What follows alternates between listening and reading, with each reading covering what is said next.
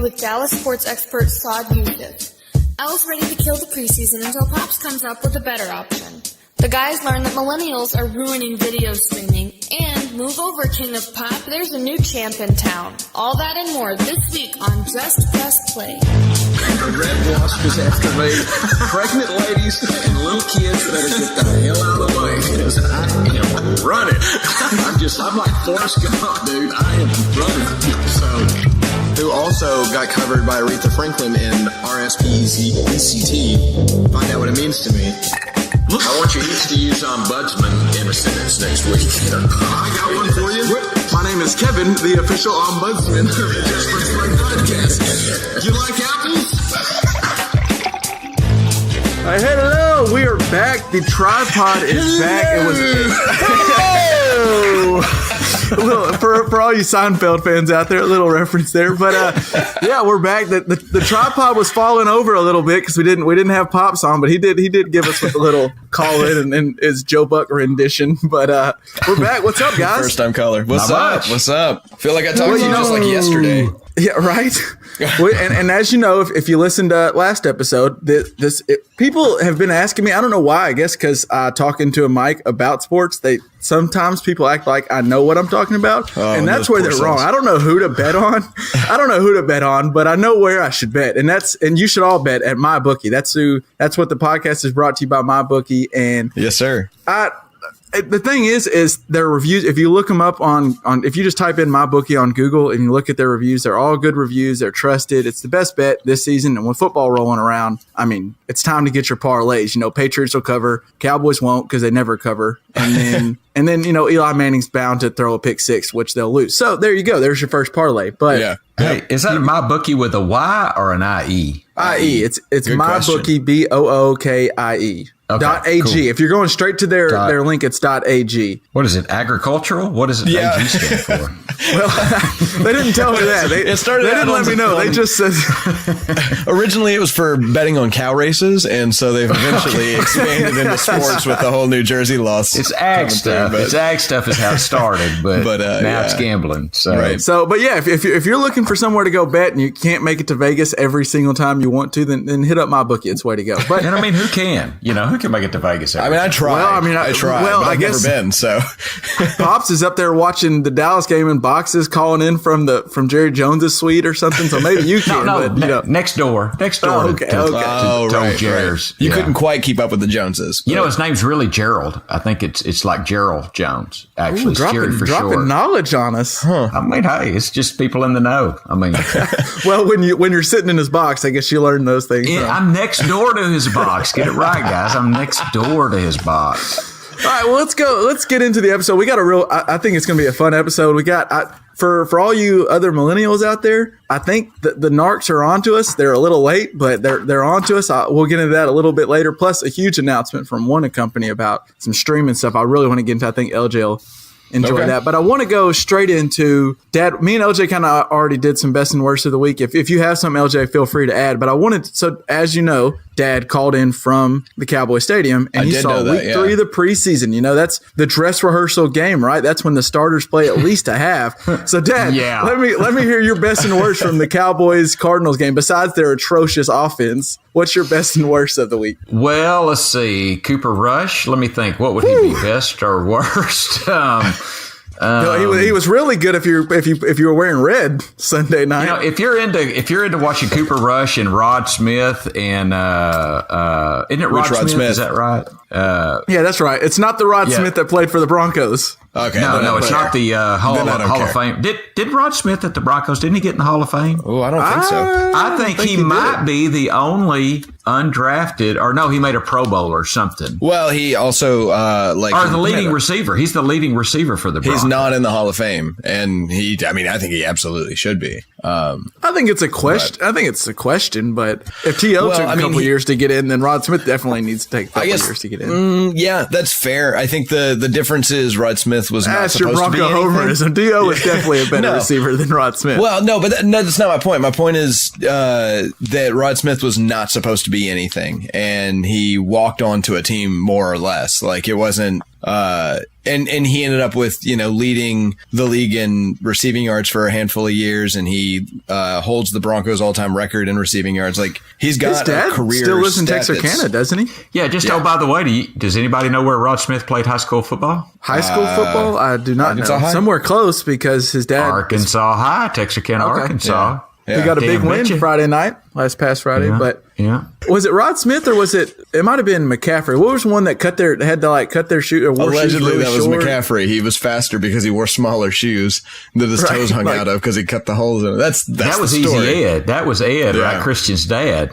But Christian McCaffrey's dad. Yeah, shout out. Yeah. Easy Ed McCaffrey for the Denver Broncos. Boy, that was a good receiving core. That was, and then you had Shannon Sharp, who was essentially we don't have to get LJ reminiscent on the good days here.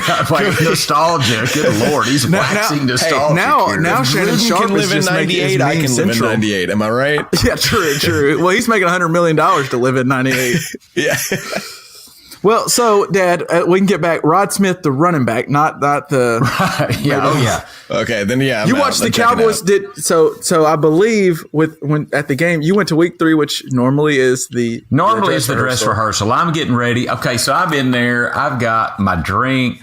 I've got my chicken nuggets. Clearly, Mamaw got you home. Mamaw got you home. You were saying she's driving you home. Mm-hmm. Mamaw did get me home. But, I'm in there with my chicken nuggets, my shrimp rolls. Life is good. Mac and cheese with lobster. It was like little pieces of lobster in the mac and cheese. Wait, you were not in the booth with Gerald Jones? I was next door to Gerald Jones. Well, your spread sounds like you may have been right there beside him. When you're next door to him, it's still pretty fancy. It's a first world issue. This is the Cowboys Stadium spread. They're not doing some of that Atlanta Hawk bullshit where they give you like hot dogs for $2.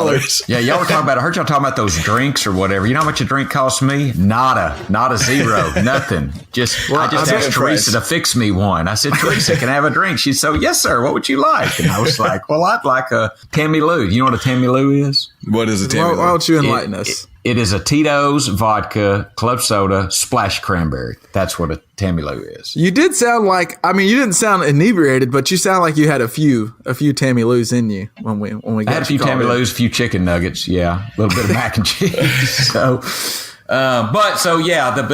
box was fantastic. We had great company. The game, sucked. And it was awful. It was Cooper Rush threw an early touchdown to the wrong team. There were 6 future announcers on the field, though, so that's the thing you got going for you. Right. No doubt. I think they even ran that during the game. They ran like, look at all the former Cowboy announcers. Interestingly enough, I know Tammy is watching Hard Knocks, and she loves Cajuice. You know, I'm talking about that tight end Cajuice. Yeah. On Hard Knocks, she's like, he's made the team, and I'm like, honey, no, there's still cuts to be made. And big cuts coming this weekend. The reason I'm saying that, I counted 80 players for each team still on the field when they started. And they got to get down to 53. Guys. If you can count up to 80, they didn't have enough free drinks for you. No, it took a while. I had to count twice because they started moving. And then it was weird.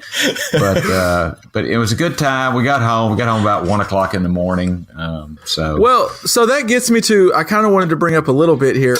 It seems like surely the NFL preseason can't last too. It's just hard. One problem about the preseason, I get it's great for, it helps teams, like you said, Dad. They have 80 guys. They're figuring out their roster, and it's a way to get to see all these guys. But so many coaches now. It wasn't just the Cowboys kind of had one reason for not playing Dak and Zeke because the whole offensive line's banged up. They're just like, what's the point of rolling them out behind the whole second group? But also the defense, a lot of the starters didn't play on the defense. Sean Lee didn't touch the field. DeMarcus Lawrence didn't really play. Yeah.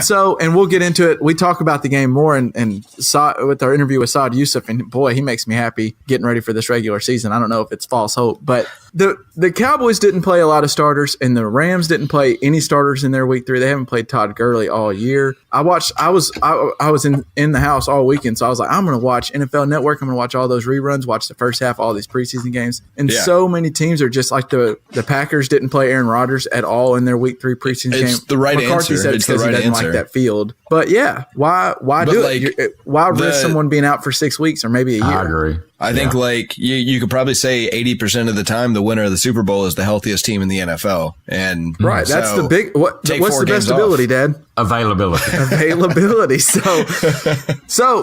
And today, we're recording this on Tuesday night, and just earlier today, Jerry Jones brought up again. He wants 2 more regular season games, which of course the owners do because that's a ton of TV revenue. Yeah. But he said his argument was the players stand to make $1 billion a year in total if they'll do 2 more regular season games, which that's split up between 53 players a roster when the owner split up between 32. So I get why Jerry's pushing for it. Also, as Dad brought up, can the human body, it's already tough enough for 16 regular season games. Well, just think, what is it in high school? You generally play about, 10, 11, maybe 12 games if you go to state. You hope 16 or 17, but yeah. Yeah, right. I mean, and then, maybe that many if you go to state in high school. And then college, you're going to play 12, 13, 14 max. 14 if you're in it. And now, so you're in the pros, you're playing the best of the best. I mean, these guys, the talent level, you're running the talent. They're fast, they're big, they're strong. It's like running into a brick wall that can run at you. And you're going to play more than 16 games. I don't think the human body can handle it. Well, I will say one big difference in that, though, is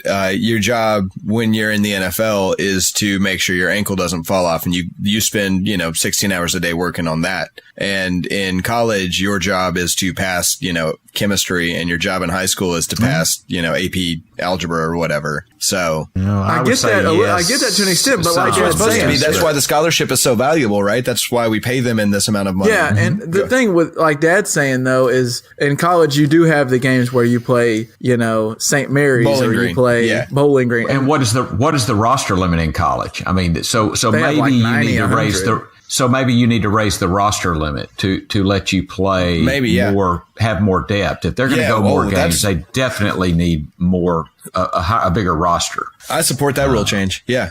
Let's talk cut out. I know the players hate Thursday nights. Just cut out Thursday night games to where there's never a short week. Oh, absolutely. I agree with that, and I think we're all three NFL. We love football. We love the NFL, but Thursday night games generally suck. The players hate them. I would get rid of the Thursday night games. I would go. I think I would go 2 bye weeks. They tried that a couple of years ago where each team had 2 byes and they stretched the season when was out. That? Said a couple years ago. I don't remember that at all. No, it wasn't 1942. Preparing for the war. No, I'm telling you, about 5 or 6 years ago. I mean, we can look this up, but they had 2 bye weeks. It was not 5 or 6 years ago, but yeah, they did. Golly, we're going to look. I bet I'm going to put a bet on MyBookie.com, and I'm going to say the over-under is 7 years when they did that. But at any rate, 1993. No way. Are you serious? When I was born. Look it up. I told you 93. Just a quick reference, since I know that math real quick, since that's when I was born. That's 24 years ago, Dad. I don't know what a couple. Some people have discrepancies between a couple and a few, but I think that's a little more than a couple. Maybe my time reference is off, but the fact of the matter is, if you give each team 2 byes, you do stretch the season out another week. Do you know why they killed that? Why? I know. I'm asking. Oh. No. Well, I didn't even know when it happened, LJ. How the hell did I know? Well, I thought it was back in 2016. I didn't realize it was 1993. Well, okay, so I'll come in tomorrow. Next time we talk, I'll come in with all the information on a 2 bye week season and why they stopped it. Because I wanted it. I see it failed miserably, and that's all I see. So But you see how that could effectively stretch the season out, and that's what they're looking at, is just getting another week of NFL games. Yeah. And that doesn't, put another game on a person's body. Yeah. So I think that would be something to examine more. Yeah. So there is some history with it. Can I get real quick from y'all? Let's see. LJ, do you think in 5 years, do you think we still have a preseason, an NFL preseason? I hope not. You don't want it at all? It does help a little bit to. I think we got to have some preseason. Get your body ready for football because there is something different between in-game and. I think that the coaches don't play their star. I mean, they're trying to get their backups ready, but it's not like when they're practicing, they're not playing against NFL caliber talent. Also, you know what I mean? Like, but there's a difference between in-game speed fully padded up. I understand the preseason's not the same as in-game speed. The GOAT, Tom Brady, has played a lot of preseason minutes, is what I've seen on highlights. So he's at least playing a quarter or a half usually. I think so. They're just trying to make sure he's heated up for the 4-game suspension he's going to get for coughing on Roger Goodell's for the drones the drones they're flying over Pittsburgh. Yeah, Pittsburgh. Yeah.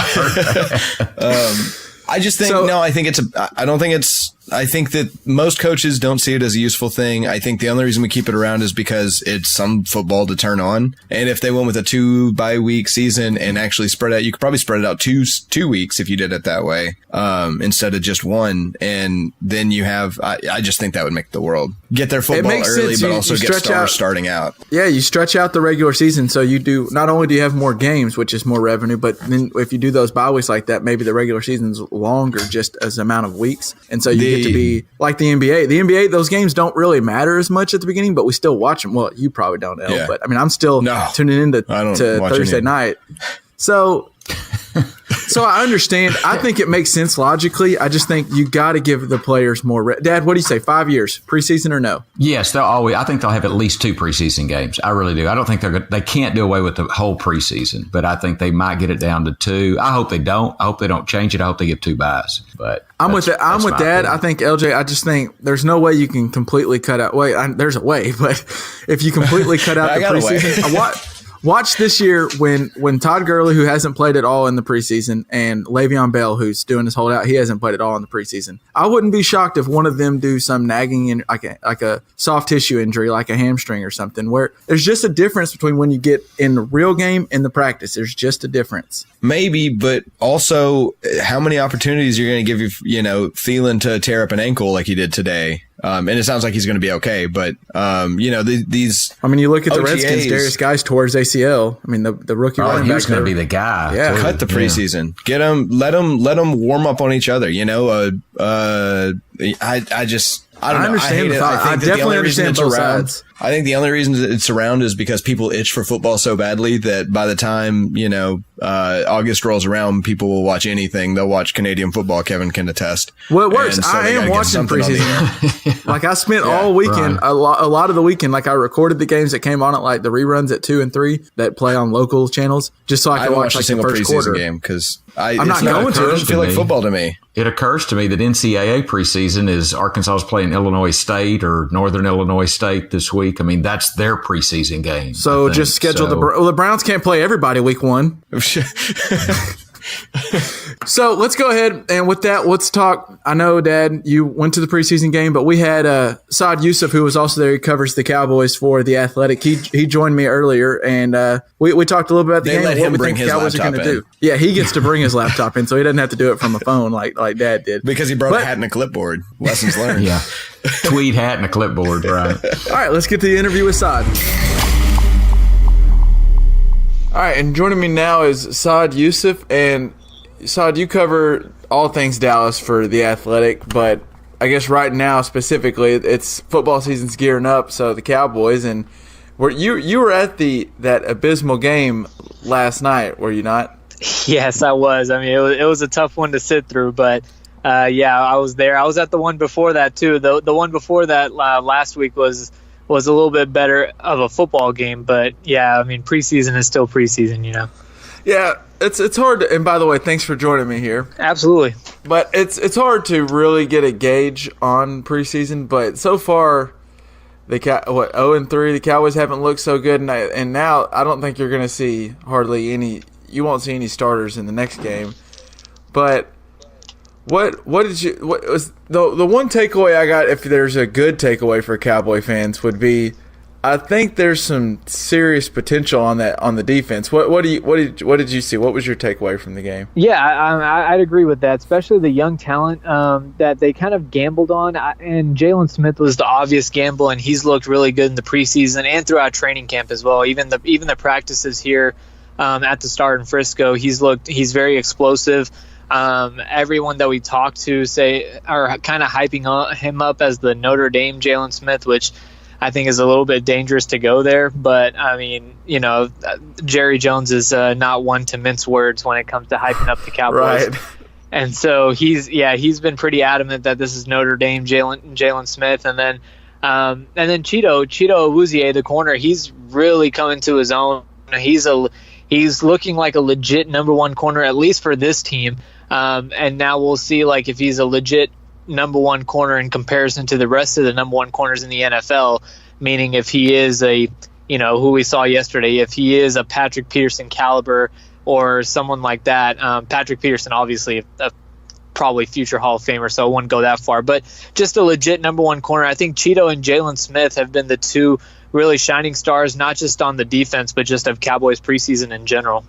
And one guy that really showed flashes, as you mentioned with Jalen Smith, as someone who maybe can live up to what the Cowboys hoped when they drafted him, was a guy like Randy Gregory, who we know the troubles he's had on and off the field, and whether that may or may not be over with, we don't know. But you could clearly see the talent on the field last night, and him paired up with DeMarcus Lawrence, if he can stay on the field. I even tweeted this yesterday, and it's the thing with Randy Gregory, I'm not saying he's not talented, because he's uber talented, and there's no denying that, but it's really interesting because his playmaking seems to just come off of really hustle and explosiveness. It's him getting off the line is just insane. And we saw at the Star, we didn't see it as much yesterday in the preseason games, but at the Star, they had open practices to the public, and he was jumping off sides a little bit, which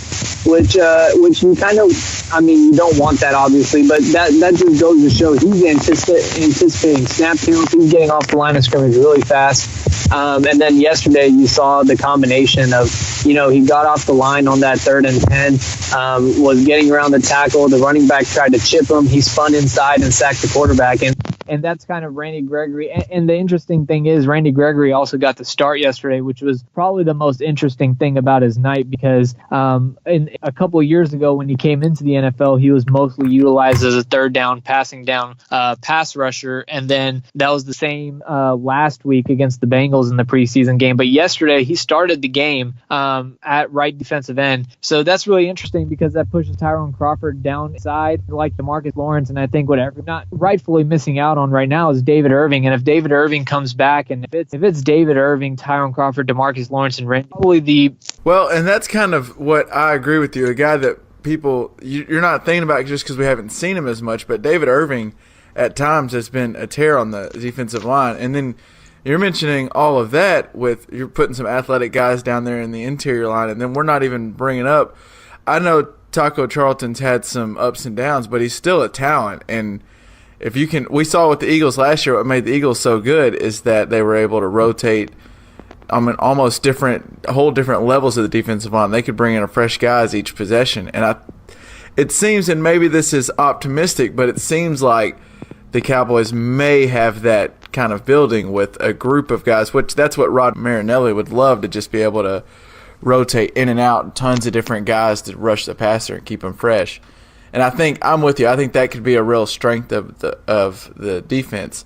I wanted to ask you a little bit about that middle of the defense, and we kind of got to it with Jalen Smith, and it's the guy that I think he learns from, and you can't understate the importance. What does Sean Lee bring to the defense besides just great on the field play? Is he just like an extension of the coach on the field? Yeah, he really is, and I'll bring up 2 points on that. First of all, if you watch the documentary All or Nothing with the Cowboys, there was a point in that where he came off the field against the Giants and corrected the coach and was like, hey, look, we can't run this defense because it just doesn't work against this look on offense.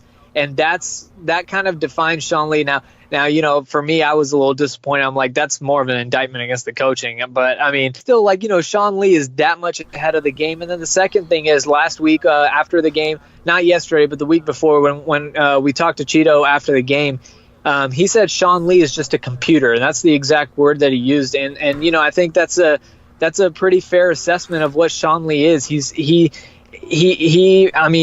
just gets it. He makes the calls, he makes the checks, and it's go right from the start.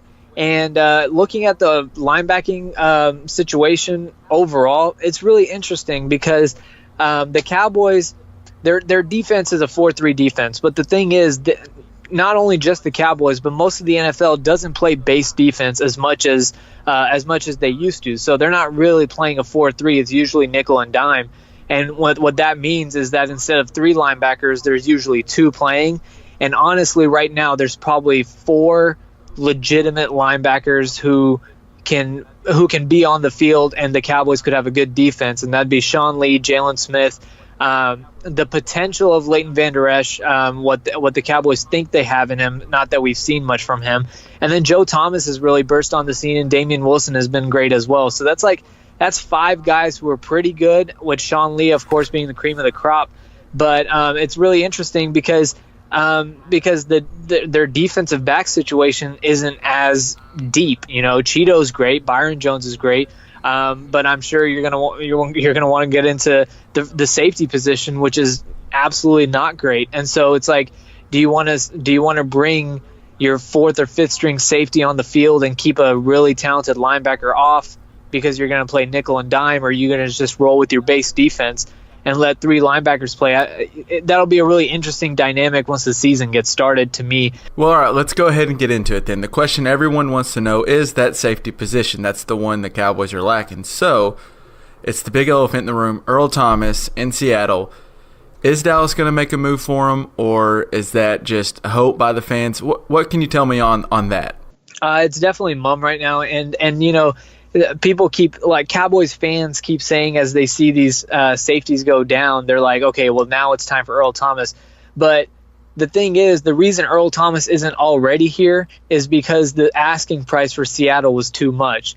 And as the safeties keep going down for Dallas, the leverage for Seattle keeps going up. Right. So the asking price, if not the same, is going up now for Seattle. So to me, I think it decreases the chances that he comes to Dallas just because of what the asking price is going to be. Now, 53-man cuts are on Saturday, and I also believe that, instead of going and signing a safety off the street right now where there's limited talent, there's going to be some talent that's going to hit the market on Saturday, and that'll be more talent than what's out there right now, and it'll be cheaper than Earl Thomas. So that might be what they do, is wait for Saturday cuts to see what teams, there's always a few names that are just like that you just go, oh my God, how is he not on the team? Earl Thomas front, I mean, it's a pipe dream, I think, and I think he'd be a great fit, obviously, with Chris Richard here, but I just don't see it happening right now. I want to go ahead and get into the offensive line, because that's something that we've seen some flashes on the defensive side, and it's been mostly negative things on the O-line. And really, I want to start, we mentioned it on our last episode, I want to mention Travis Frederick and the sad news that came out last week about him having GBS. And is there anything, can you just tell our listeners who may not know anything about what Travis Frederick's going through? Yeah, I mean, it's really sad because it's a disorder. It's not really an injury. It's more of like a disease disorder type thing. And so, first and foremost is just his health, like whether he plays another snap or not. As a human being, right? Yeah, you're right. And which he will. I mean, it's not that bad. It's not that bad where it's like where it should be career ending. Everything that I've read, and trust me, I've been educated on it in the past week as well. Everything I've read though has been it's more of a weeks to months thing, not a year thing. And so I would probably say he's going to play at some point this year. You just don't know when. But, it's tough because It's not something that anybody anticipated happening. It's not something that you go into training camp or preseason games. I mean, the Zach Martin thing, you anticipate that sometimes. You're like, okay, if we're putting him out there, he might get rolled up on. You don't anticipate going to get checked out for stingers and coming back with a GBS, diagnosis. So, that's really tough. But I think I'm not going to try to just be an expert and put a timetable on it, but I would say I think he's going to play at some point this year. I'm just really interested to see if they put him on IR to return or if they just keep him week to week and make him the inactive. I don't know how they're going to handle that, but that'll be interesting to watch. Well, and I will say one thing that was good to see in the preseason game was his backup, Joe Looney, actually played very well, considering you just lost. If that's who's going to come in and play, I think considering you lost maybe the best center or one of the top centers in the game, Joe Looney proved that to me that he could at least hold the fort at center. Yeah, he definitely did. And he said that he's very fortunate that Travis is still around the team. Travis was there yesterday at the stadium at the game, and he's still there helping Joe Looney out. So now it's more about Joe Looney's getting all the mental reps and mental help from Travis, and now he just has to go do it physically on the field. And, he's still going to, once the season starts, he's still going to be surrounded by a really talented group. And that means Tyron Smith, Connor Williams has gotten better. He struggled a little bit, but, he's gotten better. Tyron Smith is still there. Zach Martin will be there. And the biggest thing is that Zeke will be there. And you saw yesterday there was a sack where Cooper Rush got sacked and Rod Smith completely whiffed on a block inside. That's not going to happen when Zeke is the running back. And so, I think the running back pass protection also plays a factor that's really going to help Joe Looney as well. But, yeah, like you said, Joe Looney has been great, and he's been as good as you can hope. Once you don't just find all-pro centers on the street after you lose one, but I think the best-case scenario that the Cowboys can hope for is Joe Looney can be a Ron Leary-type talent where he's just really good, really underrated, just because you have so many big names on the on the offensive line. Well, and Smith and Martin will. I guess we don't know, but you assume they'll be back week 1 of preseason, and if they're on the field, those guys are all pros. They're great, so you're not worried about the left side of the line. You mentioned Connor Williams, who I haven't seen as much. I think he's got the potential. I think there's still some growing pains going through with Connor Williams, but someone I was really hoping to see take the next step and I haven't quite seen yet was Lyle Collins. And I get a little worried on that right side of the line. Am I wrong or? No, I would say that, if you're going to look for a weak link on the offensive line, not counting center, it's definitely between Connor Williams and Lyle Collins. But, the thing that you have to look there is out of those 4 guys right there, they're all first-round talent. Connor Williams was projected by some to go in the first round. Lyle Collins, we all know what happened in his draft day, which was a really weird scenario, and the Cowboys got him undrafted. He was a first-round talent, and Tyron and Zach are obviously first-round talent. So the point is they have the talent there, the first-round talent, and now you just have to hope that, they can all kind of put it together. And part of that is also going to be Dak has to help them out too. He has to get rid of the ball quicker. He has to watch his drops, which is something that, I kind of hit on in my last piece on Dak said he was working on pocket presence. And if you look, sometimes his drops went a little too deep. He was doing a play action drop back and he would go 10 yards, where if you look at some of the elite quarterbacks, they go 8 yards and that compromises the tackles. So Dak can be better. Dak can help him out. Zeke can help him out. Tyron and Zach can help him out. So there's a lot of different ways that the Cowboys can kind of offset the absence of Travis Frederick and the deficiencies of Lyle Collins and Connor Williams. Real quick, I wanted to touch on a little of that quarterback room, and Dak's clearly the guy. They're going to roll with Dak. The backup quarterbacks have not really – Cooper Rush really looked good last year and just hasn't quite to me. Is there any talk about them doing anything at backup quarterback? Are they going to roll with what they got? Quite the opposite, actually. Yesterday after the game, Jerry Jones told us that they like what they have at quarterback, which is given the history of this team, given what happened in 2015 and given what happened in 2016 preseason with Tony Romo going down when you didn't know what you had in Dak, it's really interesting in a bad way that they're going to just roll their dice with Cooper Rush and Mike White. I'm not the GM, but if I was, I'd definitely try to make a play for one of those Jets quarterbacks, Teddy Bridgewater or Josh McCown, or RG3 from Baltimore when they have Lamar Jackson and Joe Flacco there. You do that, you cut both Cooper Rush and Mike White, and then you re-sign one of them back to the practice squad, most likely Mike White, and let him develop there on the practice squad and not having to have the pressure of having to go in and fill in a game and fill the void of a starting quarterback for the Dallas Cowboys in the middle of a regular season. So I think that's what I would do, but it really sounds like they are going to just roll with – I mean, they're going to roll with Cooper Rush and or Mike White. If they roll with three quarterbacks, that's going to be really interesting because they have other areas where that roster spot could go to, namely the running back position where there's four guys who all seemingly deserve to be on the roster. And if one of those guys gets cut because you're trying to keep a third-string quarterback, that's going to be very I don't know. I wouldn't agree with that. Yeah, and I think – interestingly, you brought that up. I think either you wrote about it or I know you tweeted about it, but I do see you compared Bo Scarborough to a little bit of a LeGarrette Blount, and I saw some of that in the preseason, and I just think it'd be tough to I know he might not be ready yet, but it'd be tough to cut a guy like that because you're keeping a Mike White on or a Cooper Rush. I mean, there's just talent there on the running back position you'd like to keep on the roster. Yeah, and Darius Jackson too. Look, Darius Jackson, when he was drafted and had a good preseason here, he got poached by the Atlanta Falcons, and he's had a better preseason than he did that year when he got poached. So if you cut him, you're not going to hide him on the practice squad, and you're not going to hide grab him. Right, and you're not going to hide Bo Scarborough either on the practice squad, but you can hide Cooper Rush and Mike White. No one's coming after those quarterbacks. And so, yeah, it would be really weird if they kind of decide to keep three and let one of those guys go. But we'll see what happens.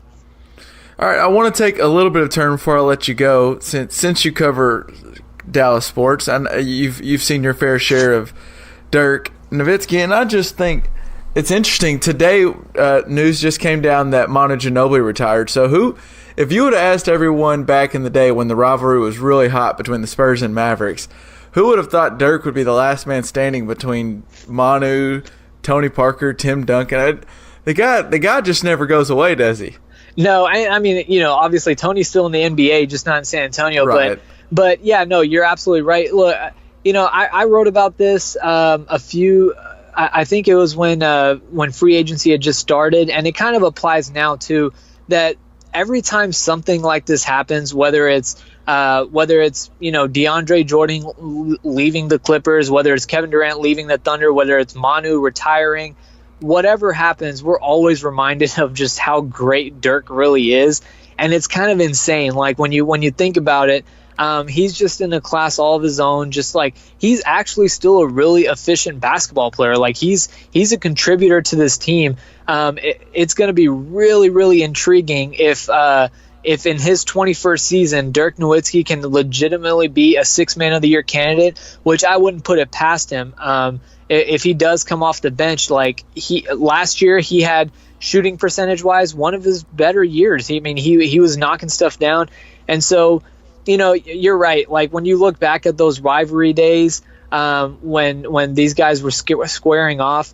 Tim Duncan, arguably probably a better power forward, better player than Dirk maybe in NBA history. But just when you factor everything together, the loyalty and more important, just the biggest thing is revolutionizing that position.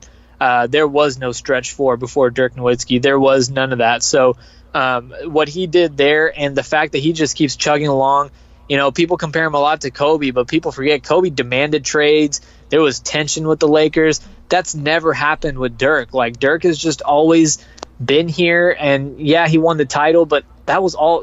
Not all Dirk. I mean, he had good supporting cast and an all-star coaching staff on that year, but Dirk carried that team through the finals, and Manu Ginobili, a fantastic career, but it just kind of hits home again. that, how great Dirk really is. All right, Saad, before I let you go, by the way, you can follow Saad on Twitter. It's at SAAD Yousuf, and that's YOUSUF 126. And real good. Anything Dallas, if you like the Mavericks, the Rangers, Cowboys, he's got you covered. But real quick before I let you go, and you also write on The Athletic, and Athletic takes a lot of crap because it seems like every day another writer that someone really likes is joining The Athletic, or they're making an announcement to go to The Athletic. What is working at The Athletic like? Is it fun? Is it cool? It's literally like everything I ever dreamed of sports journalism being. It's 50 times that, because it's just a lot of meaningful content. We often see that, a lot of things are usually, and I'm not talking about any one paper in specific, just journalism in general right now, given like ad revenue and things like that. A lot of it has turned into being about clicks and stuff. And the fact that The Athletic is a subscription only outlet means that it doesn't do us any good, or like it doesn't matter how many outsiders click on our links. It's mostly just about building a loyal following and then providing really good content on top of that. And so it really allows you to become a really good journalist. It's allowed me to just talk about things that matter instead of things that just like are it's just one kind of like crazy quote that you can put in a headline and the rest of the content just isn't that great. I'm able to and everybody at The Athletic is really able to dive deep into what fans really want and take the fans' knowledge to another level with hardcore analysis and really good storytelling, which also it's online only. We don't have like a print, so there's no cutoff. I mean, you get the stories as long as they're told. And so that's really cool. And then it's like you said, man, like the network of journalists, like we just got the NBA's probably second best. I'm telling you, y'all pulled the Kevin Durant signing this summer. Y'all pulled out Sham, man. Yeah, so all these guys are just so great. And locally, in Dallas, we have Levi and Calvin and Sean Shapiro, who I think is probably the best hockey follow in the NHL. It's really impressive, and Tim Cato as well, who's great with the Mavs. It's really impressive the team that not only that we have in Dallas locally, but just nationally. And you're right. We like The Athletic does get a lot of crap, but I wouldn't want to work anywhere else. Well, and that's what may have actually led me to. I stumbled upon your Twitter follow was Calvin. I follow Calvin, and he's been covering the Cowboys and doing a great job for a while. And man, Saad, I really appreciate you coming on and talking a little Cowboys with me. And hopefully we can have you come back on sometime during the regular season. And hopefully it's after a couple wins, not a 27-3 loss. Absolutely, man. Anytime. All right, and that was Saad Yousuf. And as always, if you're a big Cowboy fan, if you care about the Cowboys, he follows them. He's right there in the know, and really all Dallas sports. And you can follow Saad on Twitter at Saad Yousuf 126. That's at SAAD Yousuf YOUSUF 126. He's a good follow. I mean, he has good insight. He's right there. He's in the thick of things. But listening to that, guys, and maybe, like I said earlier, this might be false hope, but he's got me thinking, I looked up the Cowboys over-under. I'm thinking about betting the Cowboys over for wins total this year. Where would you bet? And that might be stupid, but that's where I would bet. That's an interesting you would ask. I would bet at MyBookie. Okay. And I've been looking for a place to bet online. That's it.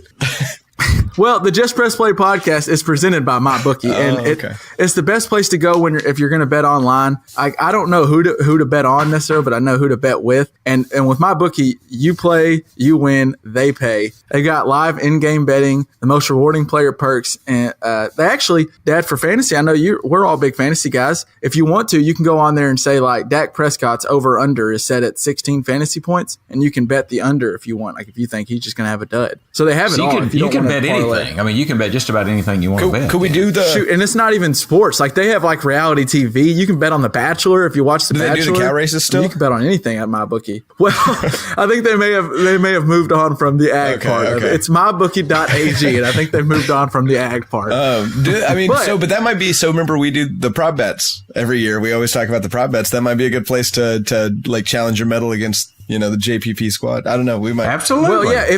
If you remember, when I was talking about how I lost my ass in the Super Bowl, that was all on MyBookie. That's where I played at. They normally you play, you win, and they pay. But for me, I just don't win very often, so that's my problem. I know who to bet against, and it's Kevin. So, but if you join now, since MyBookie sponsors the JPP pod, if you join now. You just enter the promo code JPP when you join. Will you spell that they'll for me? match your deposit. J P P. Oh, okay. You got that? Yeah, I got that. I wrote that down. Okay. If you put that into their promo code, then they'll match everything you put in dollar for dollar. So if you make a $50 deposit, they'll match it and you'll have $100. Or if they'll do it all the way up to $1,000. So you can put $1,000 in and they'll match you $1,000. Now, so there is a limit. As me and OJ said, that means no limit for us because we're not getting there. Dad, Mr. Box Seat, Jerry Jones' best friend over there, he might be able to, but I might have to go forego a chicken tender or two. But yeah, I might can do that. So. But yeah, go if you're looking to make a parlay for week 4 of the preseason, then that's the place to go get it. But I want to kind of switch gears here and go away from sports for a second. For all the fellow, they called it young consumers, but it's really for millennials. I think that the narcs are onto us. The executive president at a research firm called Majid says that the cat is now out of the bag, and they did a recent survey, and they found that 35% of all young consumers share their password on streaming sites like Netflix, Hulu, HBO Go, etc. And they said that's well above the 19% of Gen Xers and 13% of baby boomers. Then they also found that the post-millennials, which they classified as 21 and younger, share their password at an alarming 42%. Yeah. My question is, well, my first response was, duh. Like, I think that was clear. The cat's out of the really damp paper sack is what the cat's out of. That cat's been trying to stay in the bag if it's been still in there because everyone my age, not everyone, but a lot of people my age are still stuck on the parent's nipple there, just trying to get the Netflix as long as possible.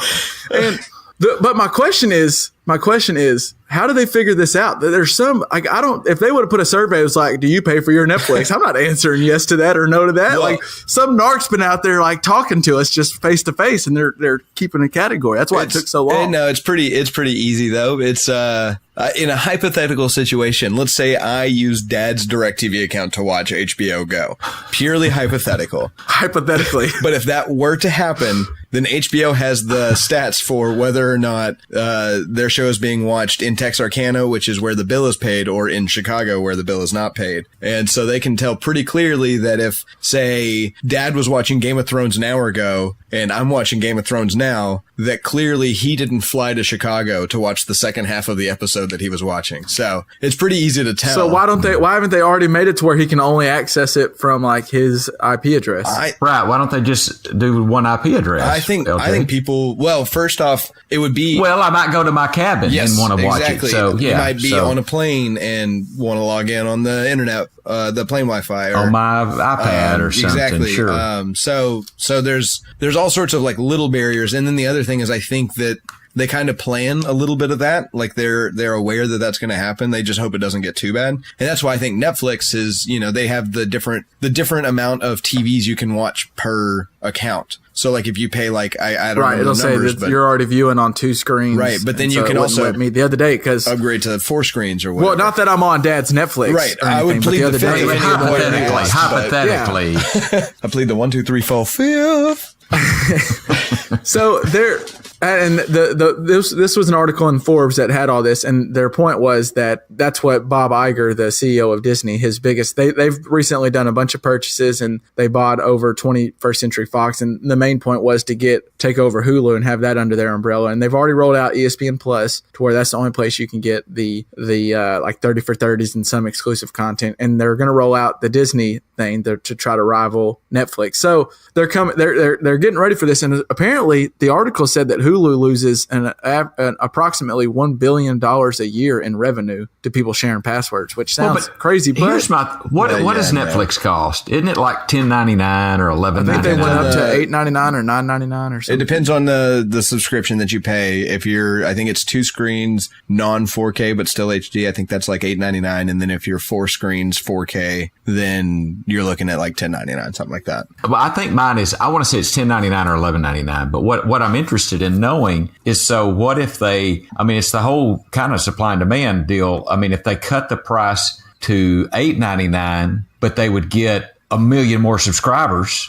because it's $2 less a month net, they're making more money, right? Right. So, cut the price a little bit, but get more buying in, and your overall gross profit goes up. But still, what their problem is, it's going to be hard. So for hypothetically speaking, if I was getting it for free this whole time, it's hard to get me to pay for it now. If I've already got, even if they drop it to $5.99, I'm like, well, I can still let Dad pay for it, and I'll just use his login, unless they come up with something to stop that. Well, and what do they do to stop that besides like say, well, you can only have 5 devices active on your account, like iTunes used to do back in the day, where you could have 5 different computers with your iTunes library. But then the problem is, so Dad's got his 5 computers, and that makes sense. He's got his, his work computer, his home computer, his iPad, blah, blah, blah. And then, but also one of the extras would go out to maybe a hypothetical son that he has that wouldn't admit to using his Netflix Well, hopefully account. Dad doesn't have any hypothetical sons. He should only have 2, I believe, but.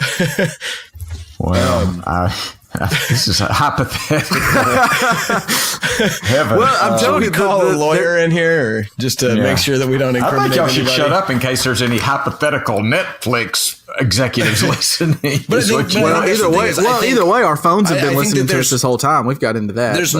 We actually haven't solved that. I don't know if you guys have been playing the game, but I haven't seen it. I have been playing the game. The survey's still going.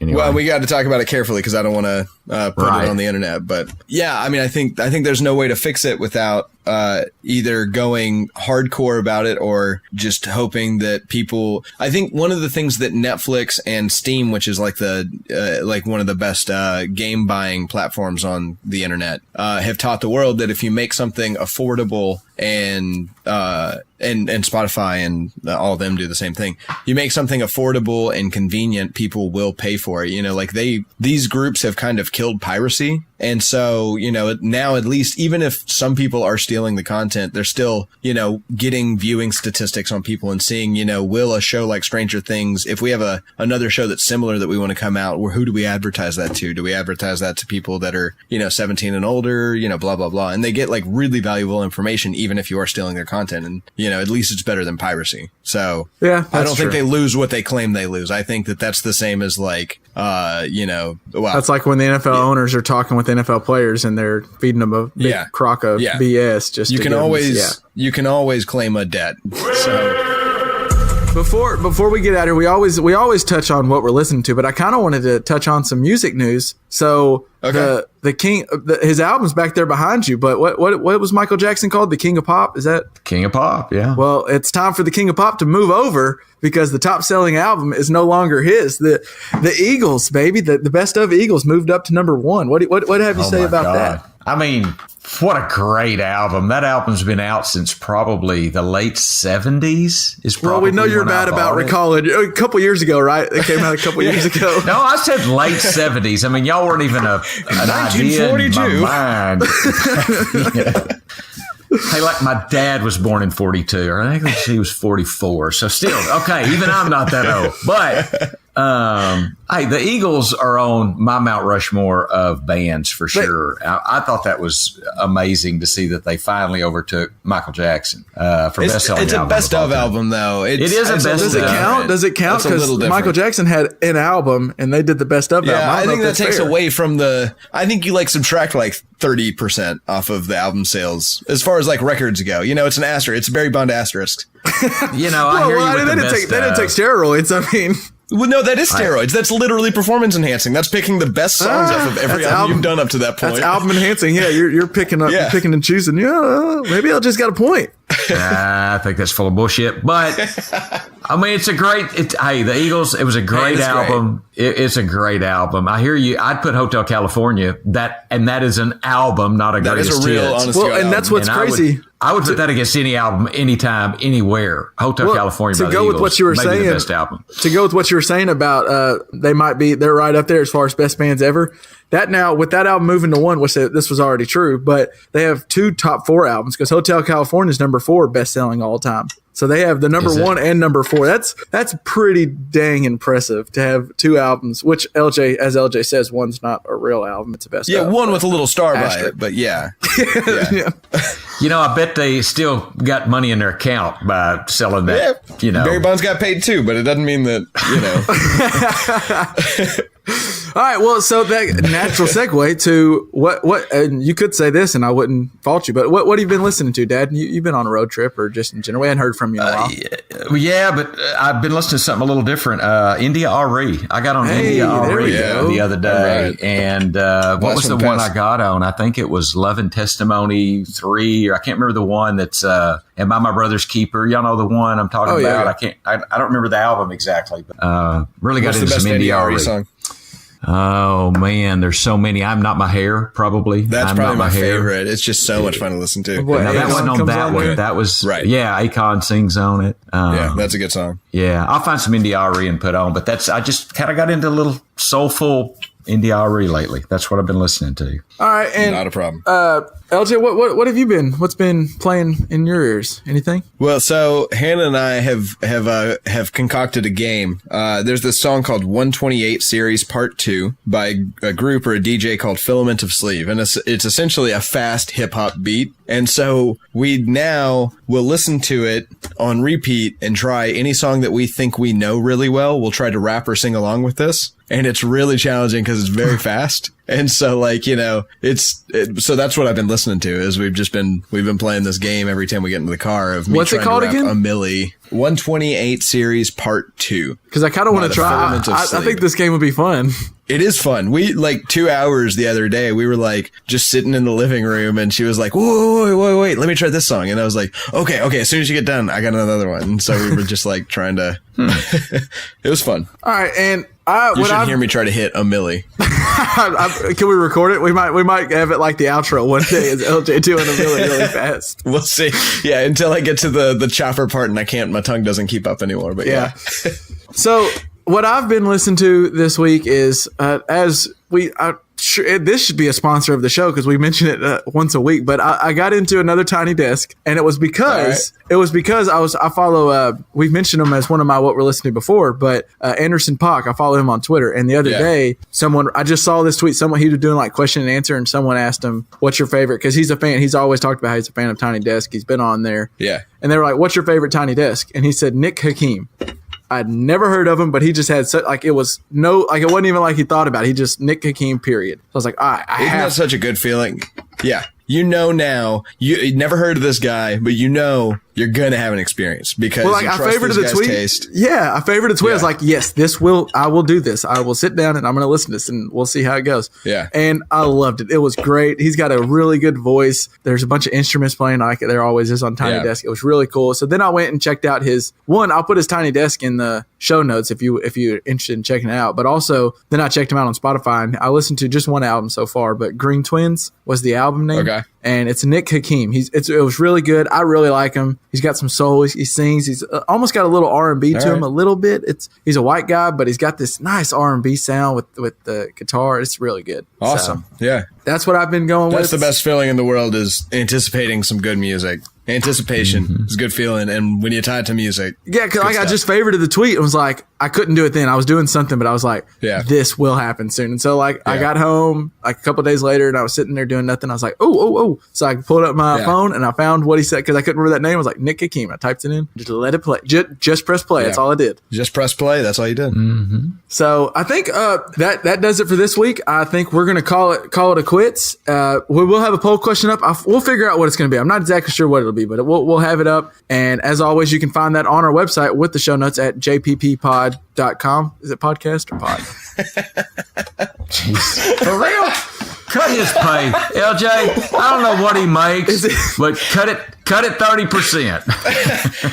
Yeah, you can find that poll. You can find that poll at our podcast or at our website at jpppod.com or justpressplaypod.com. And then we'll even put a link to that on our Facebook, on our Twitter. Like, go check it out. And if you're not yet, like we said last week, I don't know why you're not subscribing. Like, you don't have to listen, but just subscribe and go grab your brother's phone and your mom's phone and get them to subscribe. And if you want, you can go ahead and rate and review us too on their phones. Yeah. And then turn off notifications. If they don't want to see the notifications, you can turn off the notifications, but just make sure you're subscribing. So, and then unsubscribe and 6 months while your phone's full. All right. I think that'll do it. I'm glad to have the tripod back. It was good to have you back, Dad. And thank you. Glad to be back. All right. That'll do it. Peace out. Peace. All right, we ready? Yep. Yeah. Make your money. Lead us. Yep. Well, if you'll hush your mouth for just a second. Hey, I talk when I want to talk, by God. I'm a grown-ass man. It's golf again.